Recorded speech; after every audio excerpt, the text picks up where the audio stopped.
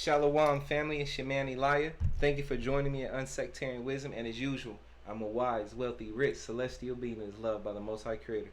Let's get it, family. Let's jump right in.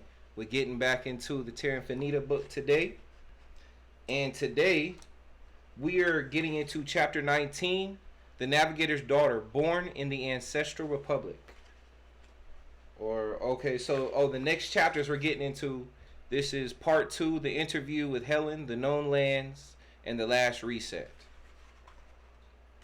Okay, so chapter 19, the Navigator's Daughter, born in the Ancestral Republic. These chapters aren't too long, family, so once again, why the official versions do not inform us about these worlds, and what is the reason for their visit to our lands?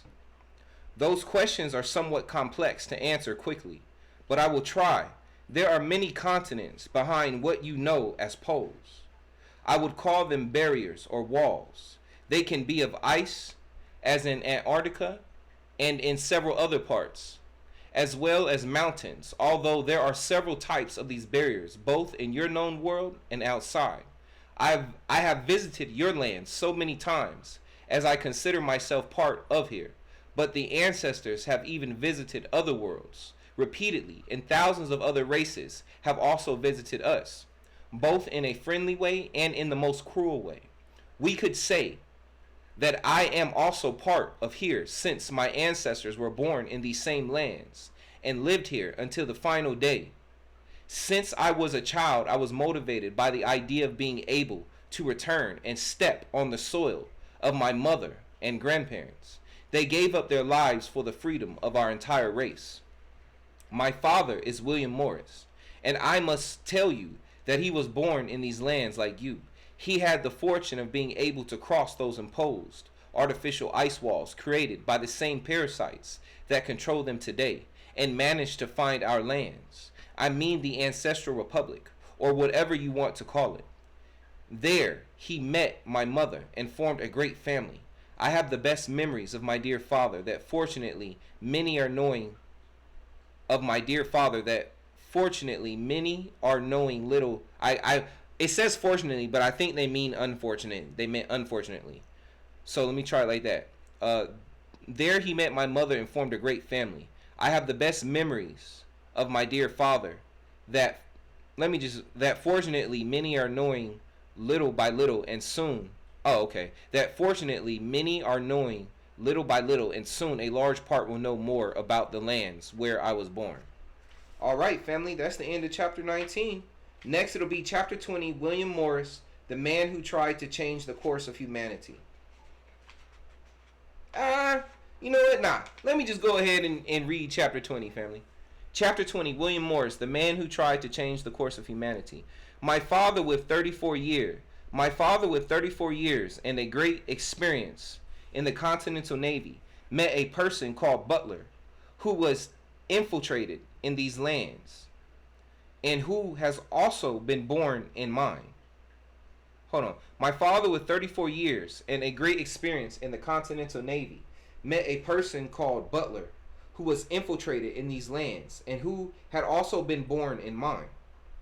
For reasons that we cannot say, but with a team formed by several members experienced in war and above all their experience in maritime navigation, and despite the thousands of complications and threats they received, they were able to enter the polar zone and cross those walls and then find our lands. It was easier for my father, as he was obviously led by an experienced captain who knew the way very well. It was not all random as it seemed at first in the story of the first book, The Navigator Who Crossed the Ice Walls.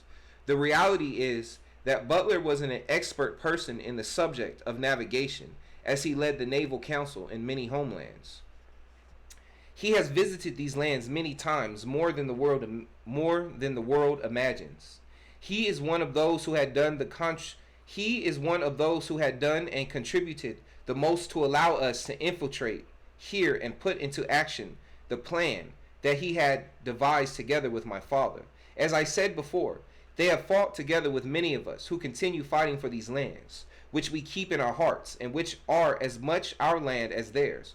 Although I do not feel at ease here for obvious reasons about the damned race that is in power and that manipulates and prevents its development freely.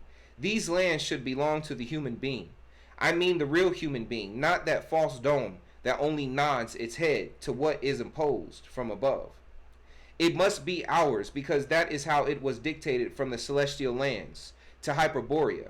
The human being should not seek to escape from here, but to subdue its colonizer and expel it. I understand that what I am expressing is certainly very complex to carry out today. That is why an alternative plan was sought, which is to get humanity out of here before the next reset. Family, this once again, I'm done. But if you go listen to my other readings. You know, like on the sealed portion, listen to my reading on the keys of Enoch, on the Cobran, you know, and also my other readings on the different lands that we went over. And then the Bible, family. A lot of this stuff is very similar. A lot of this stuff is like, it's messages. It's like helping us trying to put the puzzle together. But if you don't put the work in, family, once again, it's not going to open up to you. It's not going to make sense. You have to, some of these books, family, some of this reading, these words are literally keys to unlock your mind and things within your spirit, to unlock things within your subconscious, certain ways of understanding. But if you don't take the time to download the information with your eyes into your mind, into your spirit, it's not going to make any sense to you. You're not going to be able to connect the dots, family. I'm just saying, this is very similar to a lot of different readings and things. So anyway, family, with that said, I'm your man Elijah. Thank you for joining me at Unsectarian Wisdom. And as usual, I'm a wise, wealthy, rich, celestial being that is blessed by the Most High Creator. Catch you later, family. Be blessed. Shalom. Oh, wrong button.